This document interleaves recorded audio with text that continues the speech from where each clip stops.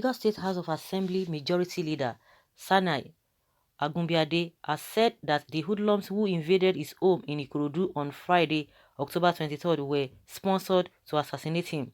Agumbiade, who represents Ikorodu Constituency 1, said he got intelligence of the planned attack but thought it was a rumor. The lawyer turned lawmaker said when they arrived and didn't find him, they stole his certificate, travel passports of his family, valuables as well as foodstuffs.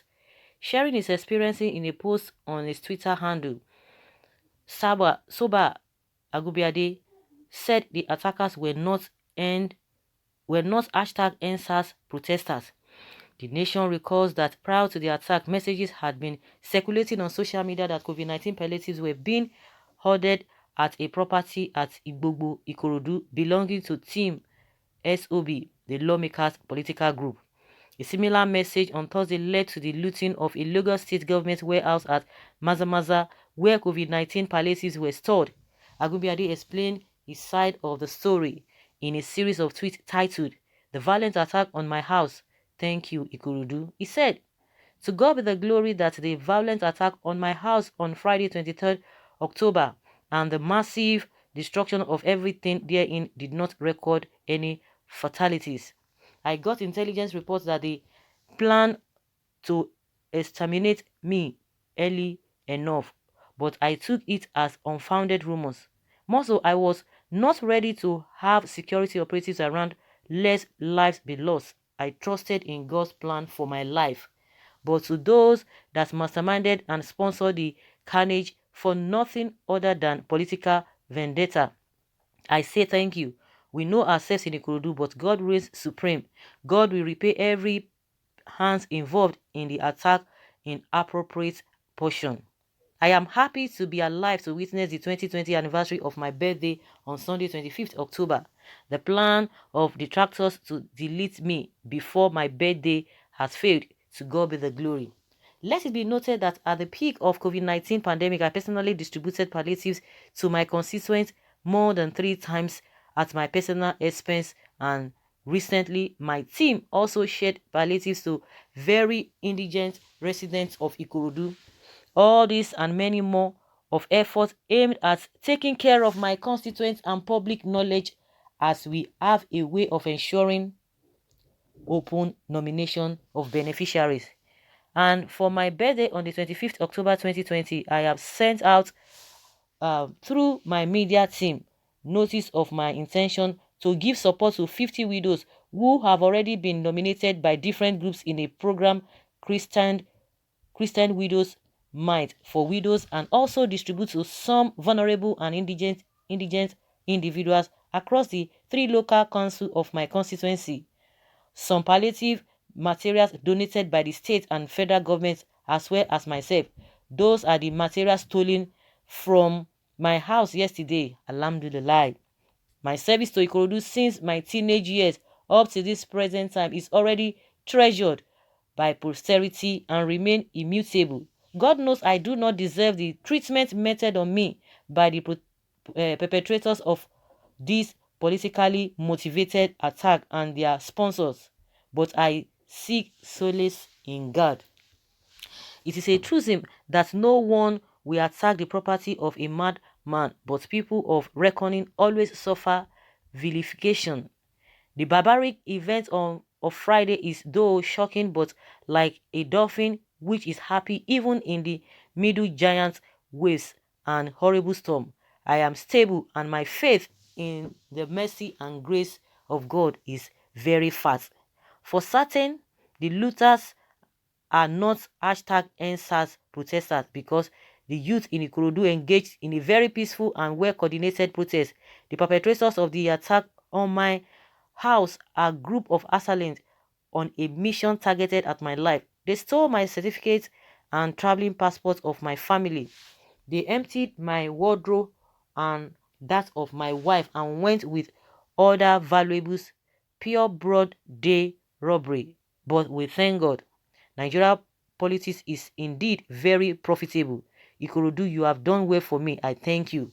For all this, I thank God for the preservation of lives. I thank God for his infinite mercies and grace. SOB will not go down, no matter how much they try, because God is my armor. Whatever the situation, iṣẹ́ Olúwa ń tẹ̀síwájú, inshallah. Congratulations, congratulations.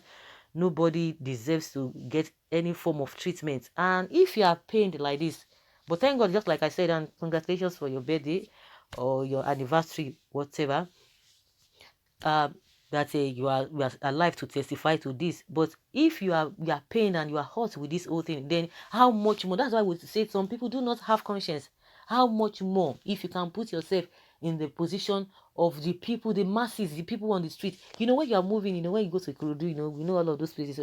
When you move around, you go to, what do they call all of those places? You go to all this Ajino, you go to what is it called? This Boriwu Road. You go to all this Telewa.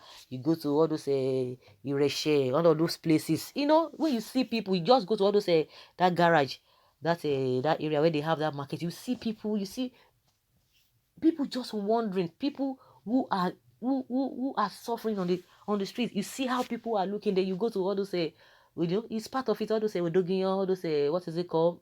All those are Greek. All those sawmill, all those areas. You go to Jeddah. You see people there. You see people there. You see how people are suffering. You see all the roads that are not tarred from that they call it that Shagam road when you are going to Gijo to Ogun State, the other side to Shagam. You see how bad that place is. I don't know whether that is part of your constituency or not. How many times Ibu Fashola went there during his time? Oh, everybody was happy. Yes, so Ibu Fashola would do. He tried his best, but not in all areas. And that's why we're always talking about when you have a local government chairman, you have a councillors. They are supposed to be the eye of the people. But what do? They've relegated them. They don't even do much.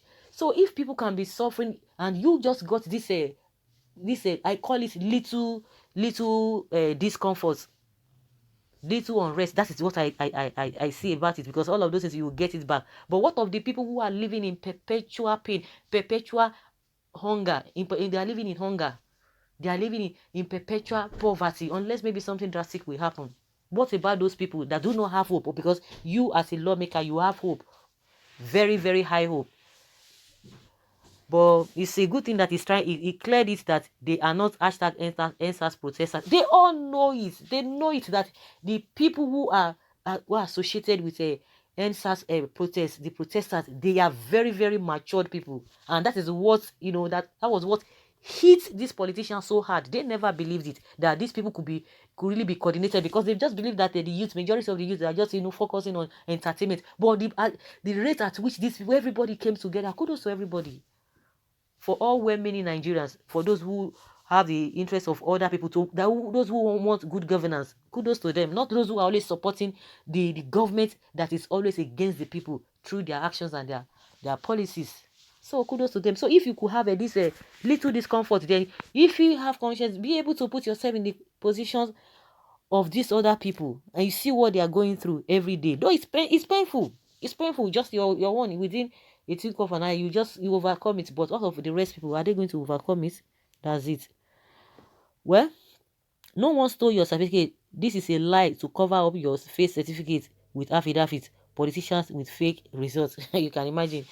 What were Amotekun doing for this while you allowed strangers to disgrace your obas and then destroy properties without you taking any action against this Biafra people? If it were Fulani, the whole Yoruba will raise up and begin shouting Biafra. What is this one talking about? Someone say, don't be tribalistic here.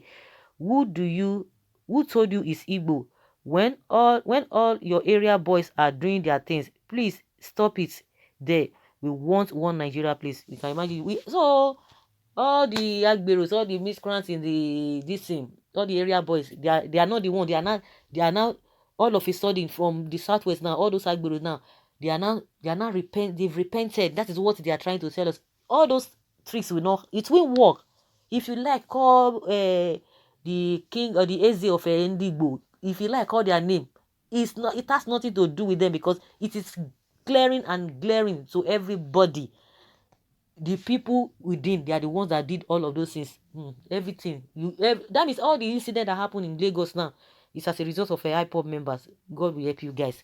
So guys, leave your comment below. Let us know your thoughts concerning what this lawmaker has said.